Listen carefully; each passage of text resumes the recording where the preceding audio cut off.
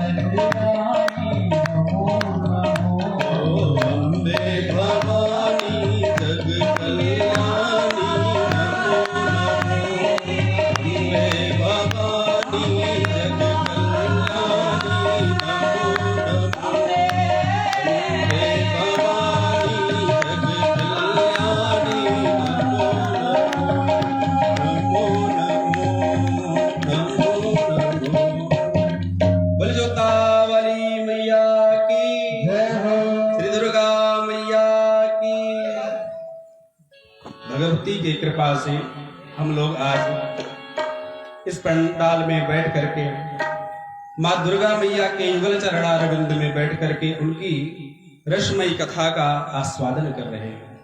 कल हम लोग बारिश के कारण, थोड़ा वर्षा होने के कारण कथा श्रवण नहीं कर पाए, इसलिए हम लोगों को आज बहुत ज्यादा कथा श्रवण करना पड़ेगा, थोड़ा देर तक बैठना पड़ेगा। आइए कथा में प्रवेश करते हैं। सृष्टो या सर्गरूपा जगदवन विधो पालनीया च रौद्री संहारे चापि यस्या जगदिदमखिलं क्रीडनं या पराख्या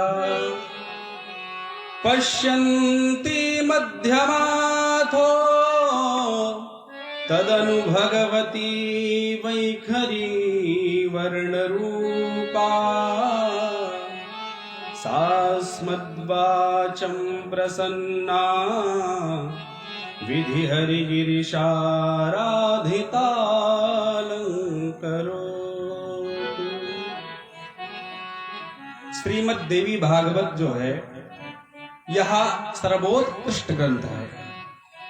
इसमें भगवती माँ दुर्गा मैया, काली मैया, लक्ष्मी जी, सरस्वती सभी देवियों की अपूर्ण महिमा भरी हुई है।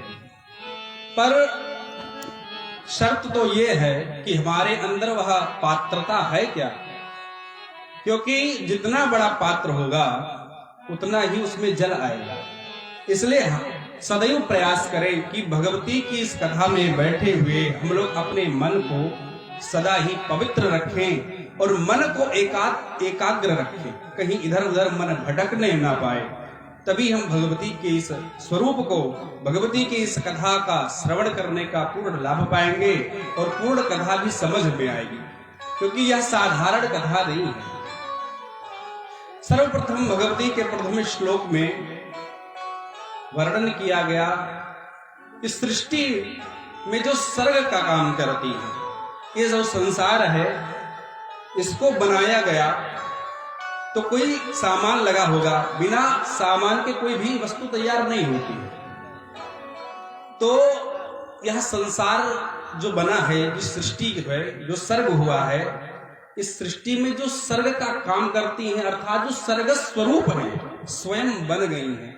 जो संसार है इसमें जो बना है, कोई भी वृक्ष, पशु, नदियां आदि फल हम देखते हैं, कोई मनुष्य देखते हैं, तो वह भगवती स्वयं परिणित हो गई है उस रूप में, अर्थात भगवती तत्त रूप में जो दिखने वाली हैं। और जब कोई वस्तु उत्पन्न हो जाती है तो उसका पालन जो करती हैं वो भी भगवती ही हैं। पालनी जगद वन विधौ पालनी आचा, जो जगत को उत्पन्न करके और उसका पालन भी करती हैं और श्रृंगार भी होता है। कोई भी वस्तु उत्पन्न होती है तो उसका एक समय होता है कि कब तक यह वस्तु संसार में रहेगी, अर्थात जब वह नष्ट होती है तो संहार कर्त्री भी भगवती ही होती है। और परा पश्चंती मध्यमा वैखरी आदि वर्ण स्वरूपा भगवती ही होती है। जो हम वाणी बोलते हैं, जो भी प्रकट करते हैं, वह सब, जैसे देखिए विद्या स्वरूपा भगवती है, जिनको हम सरस्वती के स्वरूप में मानते हैं। एक ही भगवती नारायणी आदि माँ, आदि शक्ति जगदम्बा हैं, जो अनेक रूप में विभक्त होती रहती है। कभी वही माँ, जब हम विद्या की आराधना करते हैं, विद्या प्राप्ति करने की इच्छा प्राप्त करते हैं, तो हम सरस्वती के रूप में उनकी पूजा करते हैं। पर जब हमको विद्या प्राप्त करने के बाद कभी लक्ष्मी की आवश्यकता होती है, धन की आवश्यकता होती है, तो उसी स्वरूप में उन्हीं भगवती को हम लक्ष्मी के स्वरूप में मानने लगते हैं। अर्थात भगवती अनेक रूप में जैसे विभक्त हैं, जैसे भगवान भी तत्त अनेक रूप धारण करके इस पृथ्वी पर आते हैं, वैसे आदि अम्बा जगदम्बा भी अनेकों रूप धारण करके और अपने भक्तों के मनोवांछित फल को देने के लिए, उनके मनगत भाव को देख करके उनके सामने वैसे ही प्रकट हो जाती हैं। अब कथा तो बहुत लंबी है। ये कथा की उत्पत्ति कहां से हुई? तो अपने यही पास में सीतापुर क्षेत्र में नैमिषारण्य नाम का एक परम पवित्र पुण्यदायी क्षेत्र है। वहां पर हजारों वर्ष तक यज्ञ चलती है, जिसमें प्रधान सौनक आदि हैं। और शौनक आदि ऋषि बैठे हैं, हजारों वर्ष तक वो यज्ञ चलने वाली है।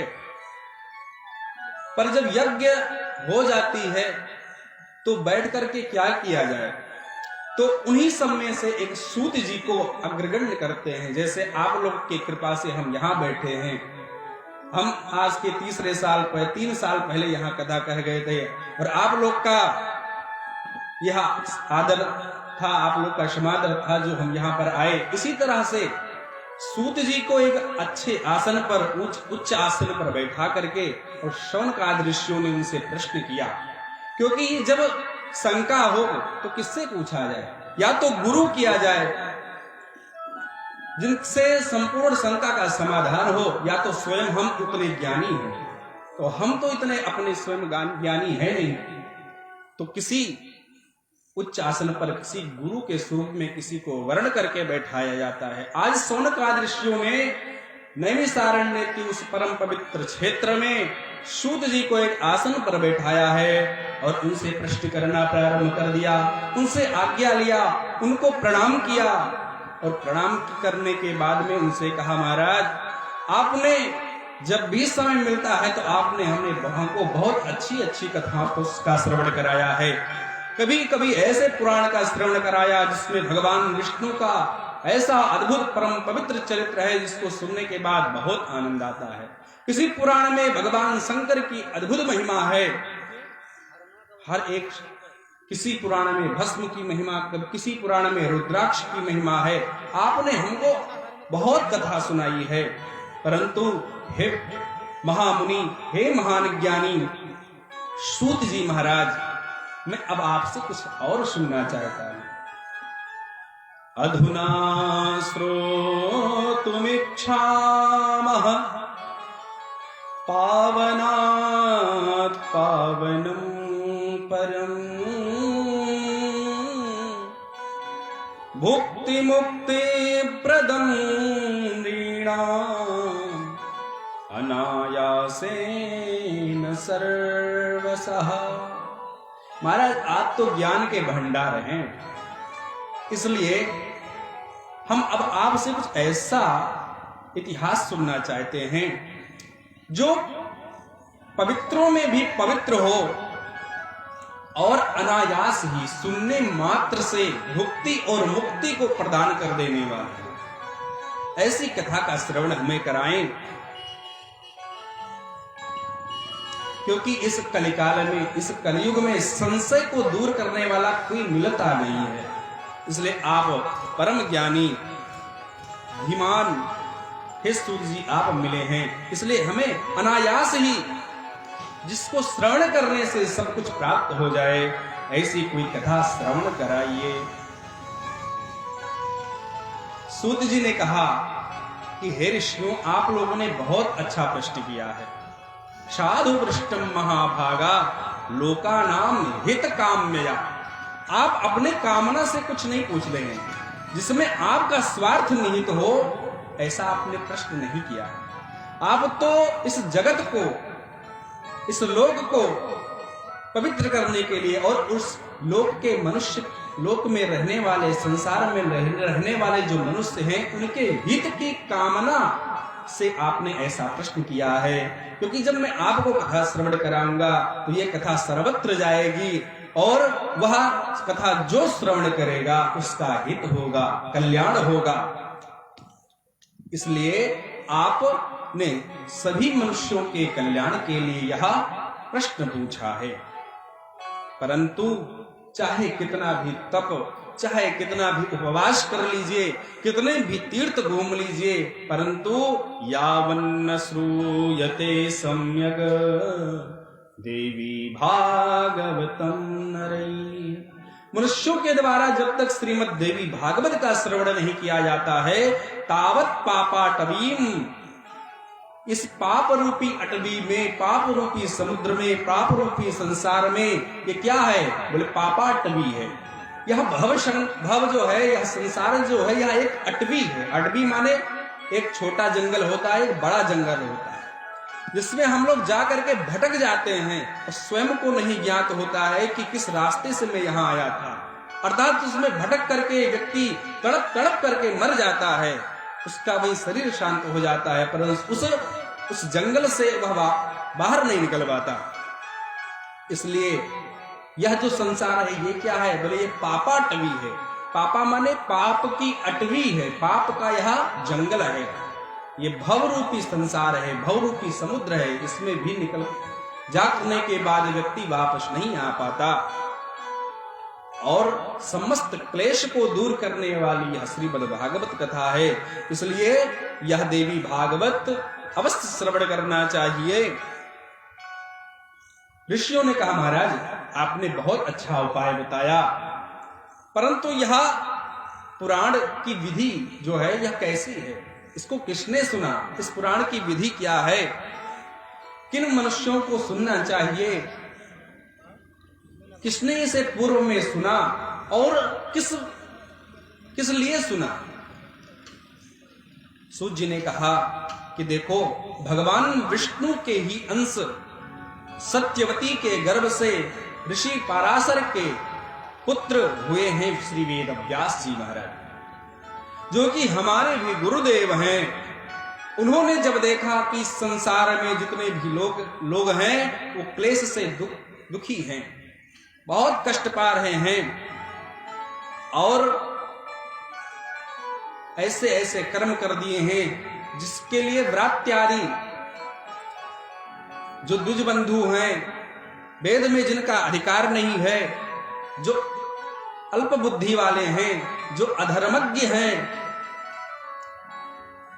तो उनके लिए क्या किया जाए? जिनका वेद में अधिकार नहीं है वो वेद का अमूल्य ज्ञान कैसे प्राप्त करें? जो वेद में अमूल्य ज्ञान है, जो ऐसा वेद का जो वेद सागर है जिसमें ज्ञान ही ज्ञान भरा है, उसको कैसे ज्ञात कर सकें?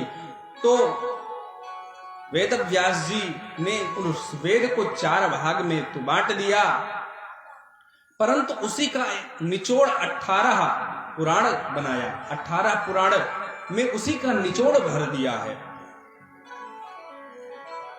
पुराण संहिताम दध्यौ तेसाम धर्म विधित्सया। धर्म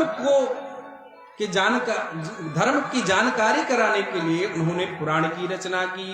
कितने पुराण की? बोले 18 पुराणानि, 18 पुराण की रचना की, जिसमें श्रीमद् देवी भागवत को उन्होंने मुझे ही पढ़ाया। वेद व्यास जी ने, सूत जी कहते हैं, वेद व्यास जी ने मुझे अपना शिष्य मान करके श्रीमद् देवी भागवत का और महाभारत का भी अध्ययन मुझे कराया। और उन्होंने जनमेजय जी को भी सुनाया। जनमेजय जी कौन हैं? बोले महाराज परीक्षित के पुत्र हैं। परीक्षित जी को 7वें दिन तक्षक नाग के काटने का श्राप मिला, और जब तक्षक काट लिया तो उनका शरीर शांत हो गया, उनकी मृत्यु हो गई। परंतु जनमेजय जी परेशान हो गए। जनमेजय जी ने कहा कि अब क्या किया जाए? तो उन्होंने श्रीमद् देवी भागवत का कथा का श्रवण किया। 9 दिवस में श्रीमद् देवी भागवत को श्रवण करना चाहिए।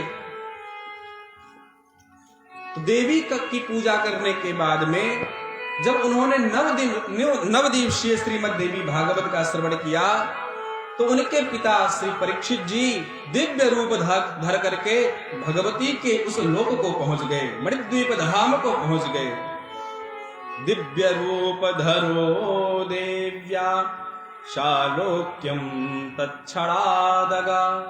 उसी क्षण तत्क्षण परीक्षित जी भगवती के उस लोक में पहुंच गए।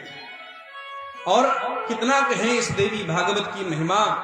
कहा कि जो सुनता है, जो व्यक्ति भक्ति पूर्वक सुनता है, तेसाम न तेषाम दुर्गति क्वचित, उसकी कभी दुर्गति नहीं होती है, अल्प आयु में उसकी मृत्यु नहीं होती है।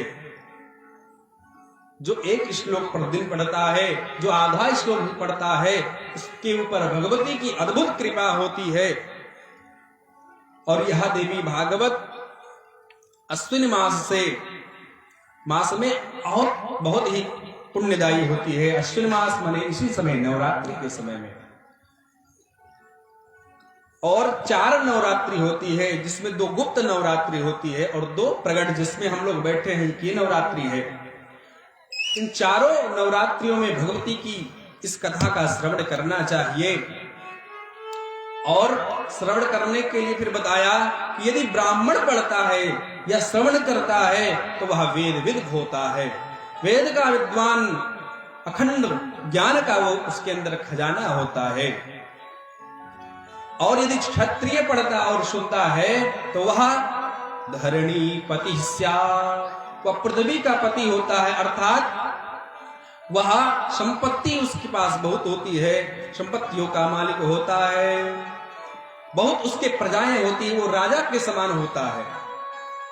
और यदि वैश्य इसका अध्ययन करता है, सुनता है तो वृत्ति समृद्धि में थी, वह वृत्ति जो उसकी वृत्ति है वैश्य वृत्ति, धनादि आर्जन, उसमें उसकी वृद्धि होती है।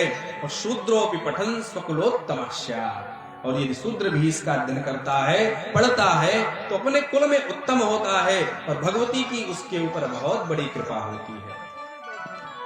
ऋषियों ने कहा कि हे प्यारे सूत जी, किसने किसने इस देवी भागवत का श्रवण किया, इसका अध्ययन किया? तो सूत जी ने कहा कि और तो छोड़िए, एक बार भगवान गायब हो गए। वसुदेव जी महाराज भगवान को खोजने के लिए श्रीमद् देवी भागवत को श्रवण किया, अनुष्ठानात्मक 9 दिवस में इसका श्रवण किया। अच्छा महाराज वो कैसे? तो सूत जी ने कहा सुनो, एक सत्राजित नाम का राजा था, वह भोजवंशीय राजा द्वारिका में रहता था, परंतु भगवान सूर्य का बहुत अच्छा भक्त था, पक्का भक्त था। भगवान सूर्य नारायण की इतना उपासना किया, इतना तपस्या उनकी किया कि भगवान सूर्य नारायण प्रसन्न हो गए। भगवान सूर्य ने कहा कि आपको क्या चाहिए? उन्होंने कहा प्रभु आपकी कृपा बनी रहे। परंतु सूर्य भगवान तो स्वयं इतना प्रसन्न हो गए उसके ऊपर कि उसे एक मणि दे दिया। तस्मै प्रीतिश्च भगवान श्यमंतक मणिं ददौ, श्यमंतक नाम की एक मणि को दिया जो नित्य 8 भार सोना देती थी। जिसके पास रहे 8 भार सोना दे, अब तो वैसे ही राजा हो जाए। बड़ा खुश हुआ सत्राजित नाम का राजा, अपने घर में आया और अब नित्य 8 भार सोना देने लगी, एकत्रित करके रखने लगा। तो बड़ी चर्चाएं हो गई उसकी कि देखो अब तो ये राजा के समान हो गया, राजा तो था ही, इसके अंदर इसके पास कितना सोना हो रहा है। और उसकी कीर्ति खूब बढ़ने लगी, क्योंकि भगवान की तपस्या कभी निष्फल नहीं जाती है। सोना तो प्राप्त ही हो रहा है, पर कीर्ति, बहुकीर्ति का, बहुयश का वह धनी हो गया, यशस्वी हो गया, प्रतापी हो गया। एक बार भगवान कृष्ण अपने सुधर्मा नाम की सभा में बैठे हुए थे। अब ये वहां चल दिया मणि को अपने ऊपर धारण करके। दूर से मंत्रियों ने देखा, भगवान के मंत्री आदि सब ने देखा, अरे ये चमकता हुआ कौन आ रहा है? कहीं भगवान सूर्य नारायण ही तो नहीं स्वयं आ रहे हैं? जब समीप में पहुंचे, अरे ये तो सत्राजित है, अरे तो राजा है, सत्राजित है। सभा जब समाप्त हुई तो लोगों ने प्रस्ताव रखा कि देखो आप राजा हैं, आपके पास तो ये मणि शोभा दे रही है, परंतु ये मणि भगवान श्री कृष्ण के पास में और शोभायमान होगी, आप इसको भगवान कृष्ण को दे दीजिए। उसने मना कर दिया। सत्राजित ने कहा ऐसा नहीं हो सकता, मैं इतनी तपस्या के बाद में इस मणि को प्राप्त किया हूं, इसलिए अब ये मैं दे नहीं सकता। वापस अपने घर पे आ गया। एक दिन की बात है, सत्राजित का भाई प्रसेनजित शिकार के लिए जा रहा था जंगल में। भाई से आग्रह किया, भैया ये मणि मुझे दे दो, मैं शिकार के लिए जा रहा हूं, पहन करके जाऊंगा, कितना अच्छा लगेगा। अब भाई को कैसे मना कर दे? ठीक है भैया ले लो। मणि लेकर के कंठ में धारण कर लिया।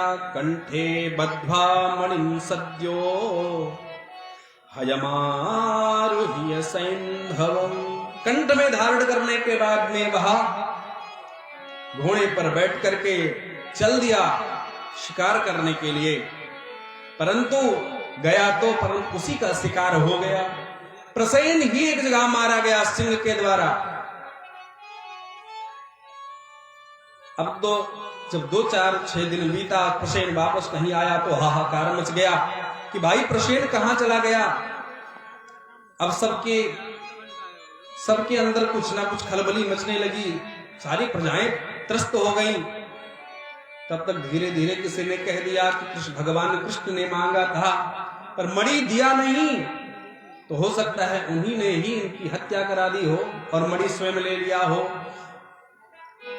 अब ये बात धीरे धीरे फैलने लगी जब, तो भगवान कृष्ण तक भी पहुंच गई। किम बदंती पुरे अभवत किम बदंती, इनसे उनसे कहते कहते भगवान के पास पूरे ग्रामवासियों के अंदर हो गई, के पास पहुंच गई। भगवान ने कहा अब तो किसी न किसी प्रकार से बचना ही पड़ेगा, हमको जाकर के मुनि ढूंढ करके लाना पड़ेगा। भगवान चल दिए। कुछ लोग उनके साथ में थे और भगवान जंगल की तरफ जब गए तो कुछ दूर जाने के बाद देखा कि प्रसेनजित एक जगह मरा हुआ पड़ा है, पर मणि तो वहां नहीं है। भगवान ने कहा ये देखो हाल, बड़ी समस्या हुई। आगे बढ़े तो एक शेर भी मरा हुआ पड़ा था, और आगे जब बढ़े तो एक गुफा थी, गुफा के बाहर एक कन्या बैठ करके उस मणि से खेल रही थी। वो दिव्य एकदम मणि चमक रही थी, दूर से भगवान को दिखाई दी। और वो देखो मणि तो वहां है। अब पूरी बात समझ में आई कि प्रसेन को किसी शेर ने मारा और किसी शेर को भी मार करके किसी ने ये मणि ले लिया, परंतु ये छोटी सी ये जो स्त्री है इसने शेर को मारा। अब तो वहां जब पहुंच गए भगवान, तो भगवान ने कहा कि ये मणि मुझे दे दो। जैसे उन्होंने ये कहा तो उसकी एक धात्री थी, उसकी एक रक्षा करने वाली थी, एक नौकरानी थी उसके यहाँ। उसने क्रोध से भगवान से कहा अरे ये मणि कैसे मैं आपको दे दूं, मेरे स्वामी ने इसे युद्ध में जीत करके परिषद प्राप्त किए हैं, ये मणि मैं नहीं दे सकती। इधर बात होने लगी, थोड़ा हल्ला हुआ तो अंदर से गुफा में से जाम्बवान महाराज आ गए। जाम्बवान महाराज ने देखा कि ये मणि मांग रहे हैं।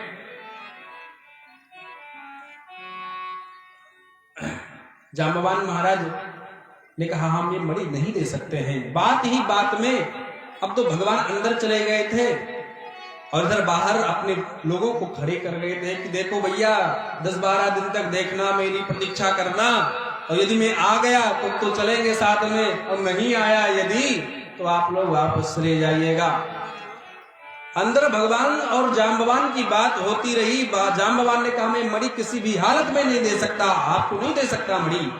अब तो भगवान ने सोचा क्या किया जाए, बात तो युद्ध तक पहुंच गई। दोनों में युद्ध होना प्रारंभ हो गया। अब तो ऐसा युद्ध हो रहा था कि अहर्निशम युद्धे स्वामिना साकम अविश्रामम अहर्निशम, उसमें न विश्राम हो रहा है, न कुछ खाने की, न भूख न प्यास, अहर्निश युद्ध ही हो रहा है। कितने दिन युद्ध हुआ? बोले 3 नवरात्रि। 3 नवरात्रि मतलब एक नवरात्रि में 9 दिन, तो 3 नवरात्रि में 27, 27 दिन युद्ध हुआ।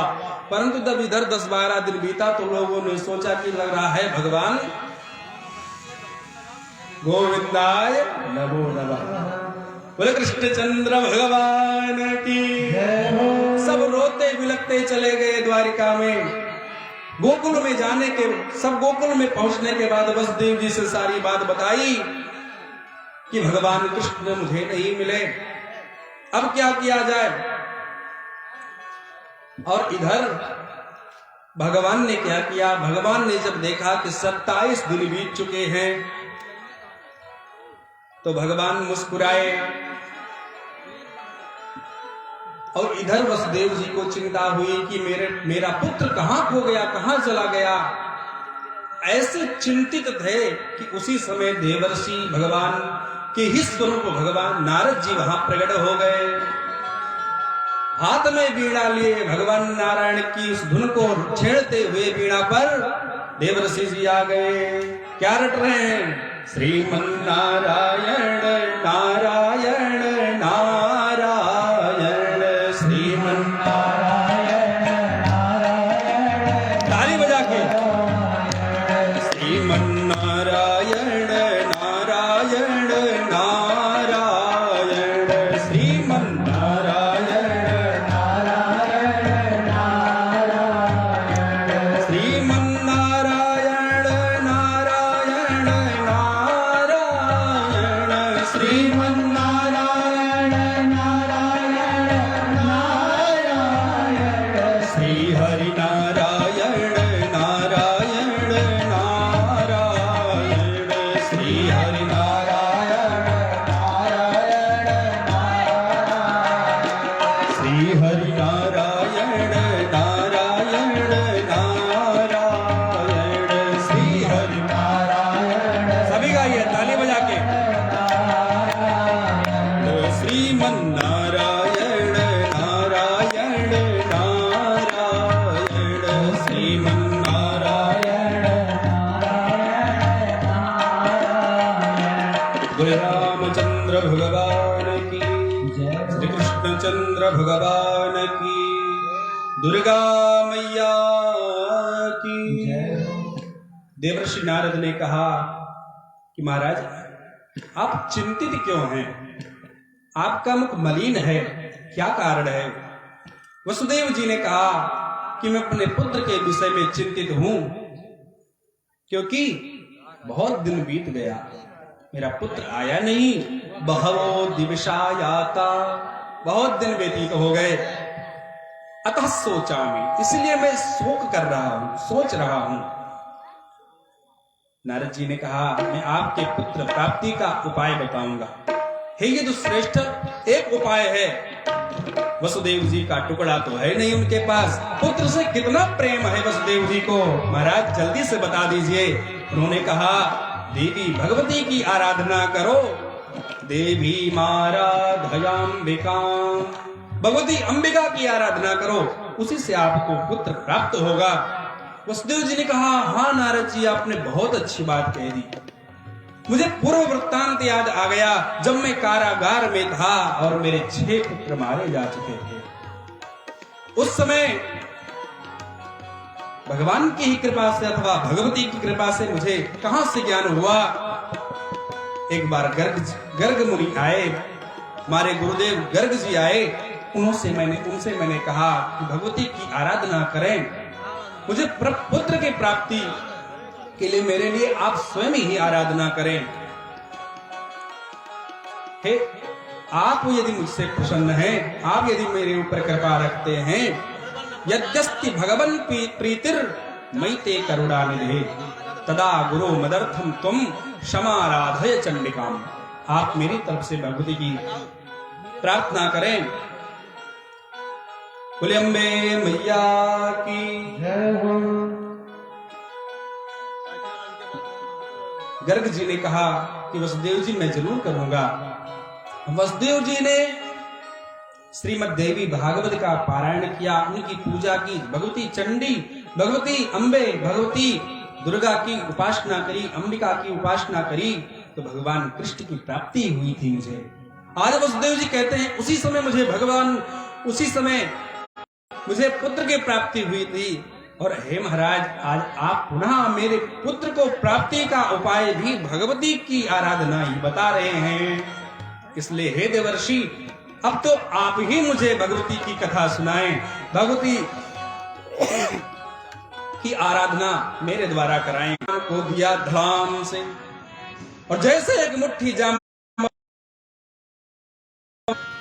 तो हड्डियां टूटने लगी। कृष्ण मुष्टि विनिष्पातस श्लथांगो जाम्बवान भूत, श्लथ अंग वाला हो गया, अर्थात जितना जोश था लड़ने का सब धाराशायी हो गया। और पूर्व जो समापयन स्वापराधम, मेरे अपराध को क्षमा कर दिए प्रभु, मैं जान गया आप कौन हो। भगवान ने कहा मैं कौन हूं। जाम्बवान जी ने कहा ज्ञातोऽसि रघुवर यस्त्वं यद्रोषा सरितां पतिः। मैं जान गया आप मेरे रघुवर हो, मेरे राम जी हो। और चरण पकड़ लिया जांबवान ने भगवान कृष्ण का, क्षमा कर दे। आपने लंका के रावण को मारा था, आज मुझे याद आ रहा है, पर मेरा दौरात्म था, मेरी बुद्धि नहीं काम कर रही थी। जब संपूर्ण युद्ध समाप्त हो गया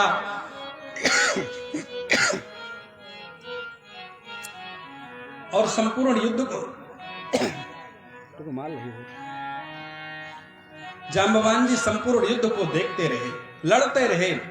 जब भगवान ने रावण को मार दिया और युद्ध विराम हुआ, तो जांबवान जी ने कहा कि आपका जो युद्ध कौशल था वह मेरे मन को भा गया। आपके समान कोई योद्धा दिख नहीं रहा था। हे महाराज, हे भगवान, युद्ध करने की मेरी तो अभी भी अभिलाषा पूर्ण नहीं हुई है।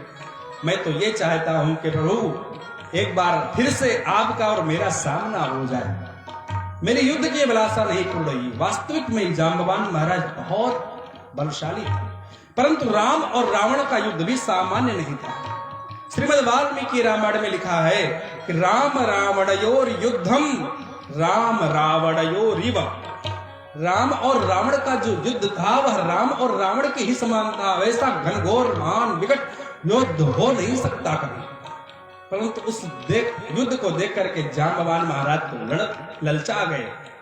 कहा कि आपके समान टक्कर देने वाला और आपको छोड़ करके मेरा कोई है नहीं। भगवान से कहा आप आ जाइए, दो हाथ हो जाए। भगवान ने कहा देखो जांबवान जी, इस समय मेरा मर्यादा पुरुषोत्तम का अवतार है, मैं अपनों से नहीं लड़ सकता, और युद्ध तो मैं रावण से भी नहीं करता, परंतु रावण ने मुझे विवश कर दिया था, इसलिए उससे युद्ध करना पड़ा। परंतु यदि आपकी इच्छा है तो आप ऐसे विराजमान हैं, जब मैं कृष्ण के रूप में आऊंगा, यदुवंश में जन्म लूंगा, तब आप युद्ध करूंगा। आज जांबवान महाराज कह रहे हैं कि प्रभु आज 27 दिन बीत गए, जब आप आज ने उठा करके पटका है और एक मुंह का मारा है तो समझ में आ गया, मुझे क्षमा करें। भगवान ने कहा देखो भाई, वो सब पुरानी बात है, अभी मैं किस लिए आया हूं ये बात आप समझ लो। जांबवान ने कहा महाराज देखो, मणि तो मैं दे नहीं सकता, अगर आपको मणि चाहिए एक शर्त है। क्या? इस मणि को मैं शेर को मार करके अपनी पुत्री को दे दिया खिलौने के रूप में। पुत्री को दिया हुआ दान में वापस नहीं ले सकता। यदि आप इस मणि को चाहते हैं तो मेरी पुत्री से विवाह कर लीजिए और यह मणि दहेज के रूप में ले लीजिए। बोलो कृष्णचंद्र भगवान की। भगवान ने कहा किसी तरह से तो बचना चाहिए, इसलिए मणि तो ले जाना है, तो चलो ठीक है, विवाह ही सही। भगवान ने उस समय जाम्बवती से विवाह किया और विवाह करके मणि को लेकर के और अपने नगर में आ गए। भगवान ने वहां जब दिखाया और मणि दे दिया तो सत्राजित भी बेचारा नतमस्तक हो गया। उसने कहा कि प्रभु मैंने आपको झूठा फंसा दिया, इसलिए मुझे क्षमा करें। और सत्राजित ने भी अपनी पुत्री का विवाह कर दिया, लोक अपयश न हो और रिश्ता भी बना रहे, तो उसने भी अपनी पुत्री का विवाह कर दिया। इस प्रकार के भगवान की अट्ट महसियां थी, पट्ट महसियां थी। और वैसे तो भगवान का कितना विवाह हुआ था आप लोग को पता है? बोले कृष्णचंद्र भगवान की। कितना भगवान का विवाह हुआ था? 16,108। भगवान तो भगवान है। आइए हम लोग देवी की कथा में पहुंचे। तो कहने का भाव है कि भगवान को भी प्राप्त किया वसुदेव जी ने। कैसे? भगवती की कथा श्रवण करने के बाद।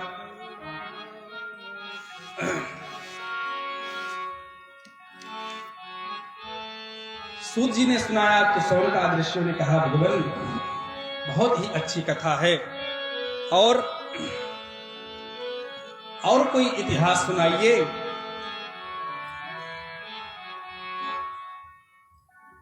तो सूत जी ने कहा कि एक बार की बात है, कुंभज ऋषि के पास सब कोई कथा सुनने आता है, यहां तक कि भगवान शंकर भी कथा श्रवण करने के लिए आते हैं।